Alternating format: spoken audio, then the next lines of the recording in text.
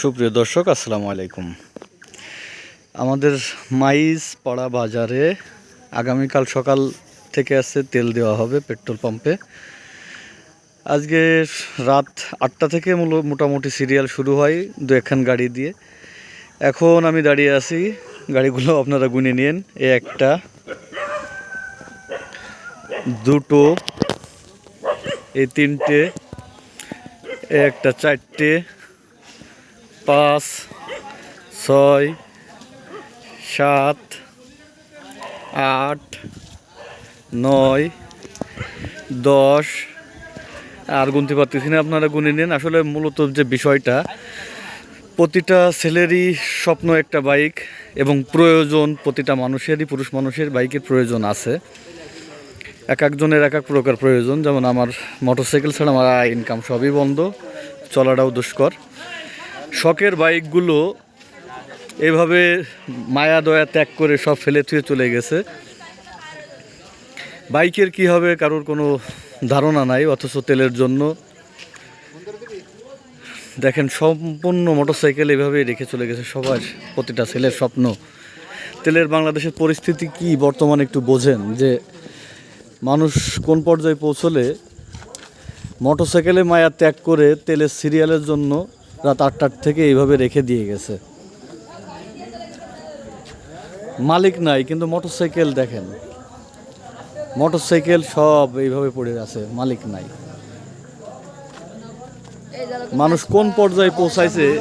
এখানে 5,000 যে ইউটিউবে দেখি না আমরা, 5,000 এখানে 7,000 এরকম ভিডিও বানাই। যদি কোনো কাস্টমার সহৃদয়বান ব্যক্তি, কোনো কাস্টমার যদি থাকে, চলে আসেন, রাতারাতি আমরা বিক্রি করে দিচ্ছি। পুরুষের শখের জিনিস, প্রয়োজনীয় জিনিস মোটরসাইকেল। বিষয়টা তেলের কতটুক সংকট, আর যে মানে কোন পর্যায়ে মানুষ পৌঁছাইলে মোটরসাইকেলে মায়া ত্যাগ করে দেয়, ত্যাগ করে রাত্রে এইভাবে রেখে চলে গেছে প্রতিটা মানুষ। তেল দেওয়া হবে আগামীকাল সকালে মেসার্স আরকে ফিলিং স্টেশনে। আর এ পাশে আছে আপনার কৃষকের জন্য ডিজেলের সিরিয়াল।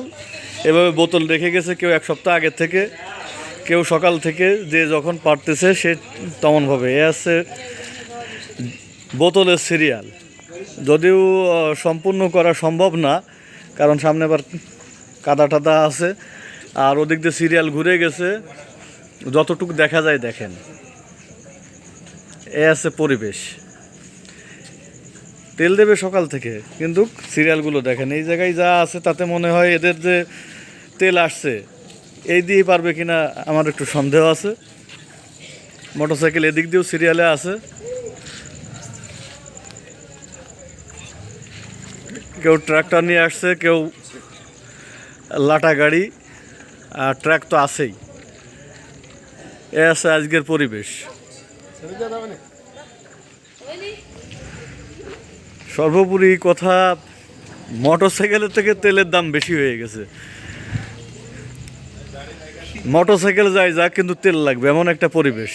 যাই হোক, সকলে ভালো থাকবেন, সুস্থ থাকবেন। আসসালামু আলাইকুম।